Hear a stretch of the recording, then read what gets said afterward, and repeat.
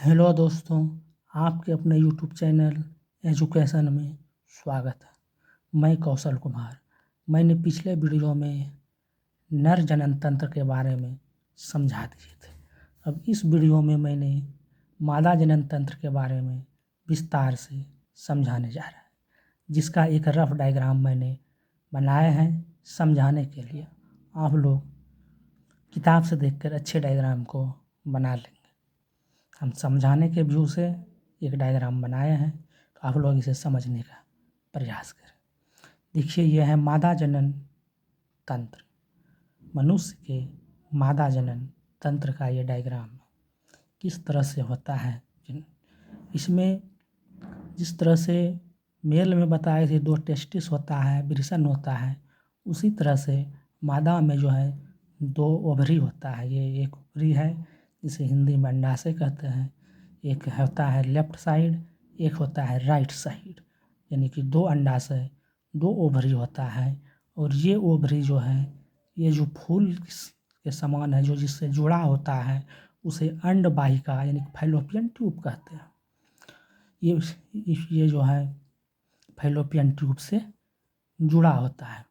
और ये जो अंडाशय है, 2 अंडाशय, तो प्रत्येक महीने में अलग अलग अंडाशय से ओवम निकलते हैं। अगर इस महीने में राइट साइड से लेफ्ट साइड से निकला है, तो अगले महीने में राइट साइड से निकलेंगे। यानी कि अगर हम देखते हैं मार्च में लेफ्ट साइड से अंडाशय निकला है, तो अप्रैल में राइट साइड से अंडा निकलेंगे।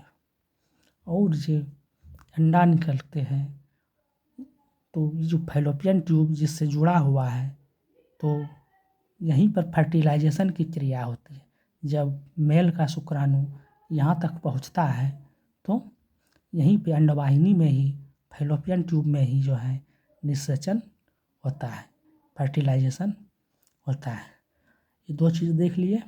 ये है गर्भाशय। गर्भाशय का डायग्राम देख लें। ये हुआ गर्भाशय यानी यूटरस, ये ग्रीवा, ये योनि।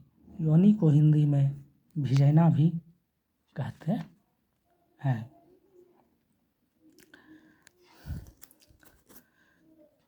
तो समझने का प्रयास करें। ये डायग्राम को तो आप लोग देख लिए।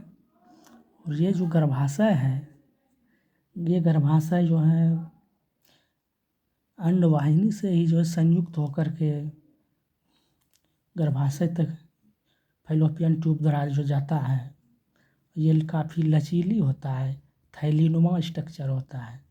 ये थैलीनुमा जो स्ट्रक्चर है, इसे ही गर्भाशय कहते हैं। तो आइए अंडाशय से स्टार्ट करते हैं, पॉइंट बाय पॉइंट। अंडाशय के बाद अंडवाहिका, गर्भाशय, उसके बाद योनि। तो आप लोग इस डायग्राम को देख लें, बुक्स में भी देख लें, नहीं तो आप इसका एक स्क्रीनशॉट ले लें, लेकिन बुक से बनाएं। मैंने एक रफ डायग्राम बनाया है समझाने के लिए। तो अंडाशय से स्टार्ट करते हैं। अंडाशय क्या है? अंडाशय मादा जनन कोशिका यानी अंड कोशिका का निर्माण होता है। अंडाशय में क्या होता है? एक जो है अंड कोशिका यानी कि मादा जनन कोशिका का निर्माण करता है, और उससे हार्मोन का उत्पादन होता है। कहाँ में? अंडाशय में।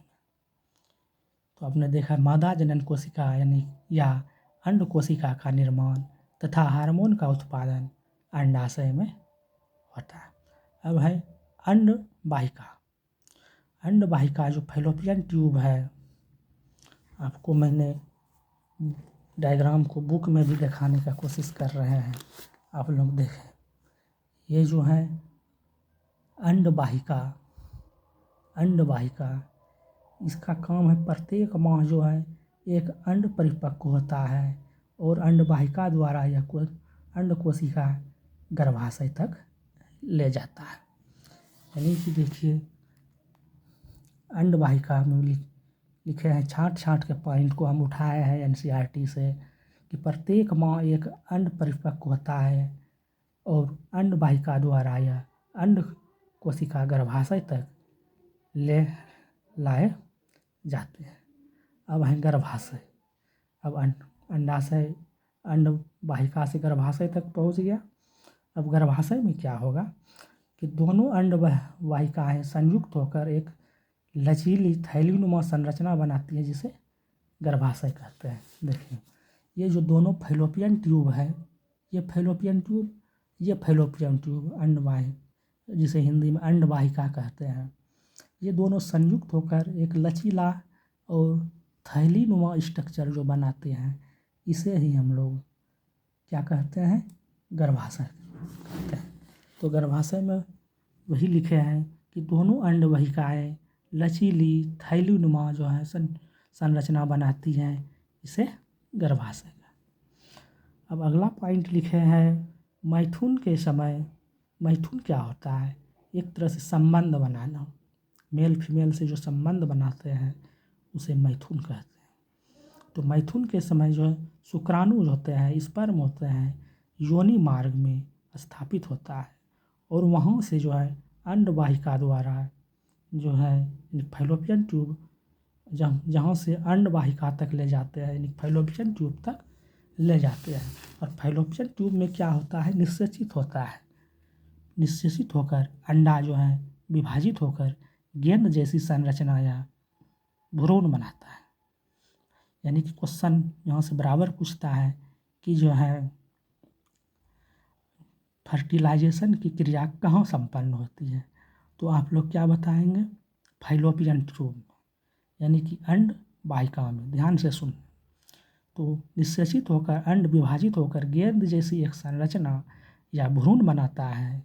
इस भ्रूण गर्भाशय में स्थापित हो जाते हैं जहाँ लगातार विभाजित होकर वृद्धि करता है और गर्भाशय प्रतिमाह भ्रूण को ग्रहण करने व पोषण हेतु प्रवाह भी बढ़ जाता है।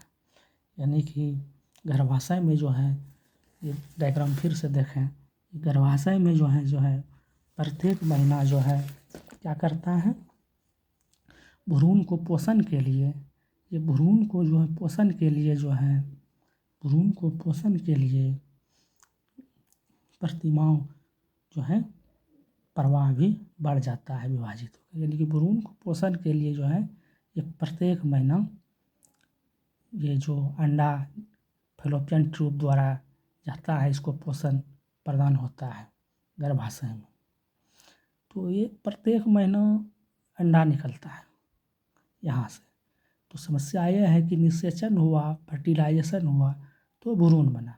अगर ये फर्टिलाइजेशन नहीं हो, यानी कि अंडा तो प्रत्येक माह निकल रहा है, एक राइट साइड से एक लेफ्ट साइड से, तो प्रत्येक महीना जब निकल रहा है तो कोई ज़रूरी नहीं कि हर महीना फर्टिलाइजेशन होगा। या जिसकी शादी नहीं हुई है तो नर मादा में मिलन नहीं होता है, संबंध नहीं होता है, फर्टिलाइजेशन की क्रिया जहाँ नहीं होती है तो क्या होगा, तो इस अंडा का क्या होगा और इसका क्या कार्य होगा। तो उसी के एक प्रश्न हमने और इसमें बढ़ाया है, नोट किया है, क्या होता है जब अंड का निषेचन नहीं होता है, क्या होगा जब अंड का निषेचन नहीं होगा। तो देखिए क्या होता है, यदि अंड कोशिका का निषेचन न हो तो वह लगभग 1 दिन तक जीवित रहता है। यानी वह निषेचन नहीं होगा फैलोपियन ट्यूब में तो क्या करेगा, वो 1 दिन तक जीवित रहता है। और निषेचन न होने की अवस्था में इस परत की आवश्यकता नहीं होती है। अगर निषेचन नहीं होगा तो ये जो एक परत है जो हमने बनाया है, ये लाल लाल जो परत देख रहे हैं, इसकी आवश्यकता नहीं होती है, इसकी आवश्यकता नहीं होती है। अतः यह परत धीरे धीरे टूटकर योनि मार्ग से रुधिर एवं म्यूकस के रूप में निष्कासित हो जाती है। तो अगर वो नहीं होगा, फर्टिलाइजेशन नहीं होगा, तो वो जो परत होता है वो धीरे धीरे टूटकर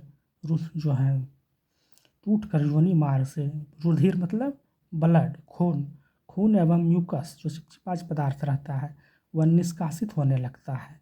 और इसी जो एक चक्र चलता है, प्रत्येक महीना जो होता है लगभग 28 दिन में होता है। 28 से 30 दिन में हो सकते हैं, 2-4 दिन आगे पीछे भी हो सकता है। तो जो 28 दिन का चक्र है ये होता है, प्रत्येक महीना चलता है। तो इस चक्र में जो है क्या होता है, फिर लगभग 1 माह का समय लगता है, यानी कि 28 दिन, 1 महीना बोले 2-4 दिन। इसे ऋतुस्राव अथवा रजोधर्म कहते हैं।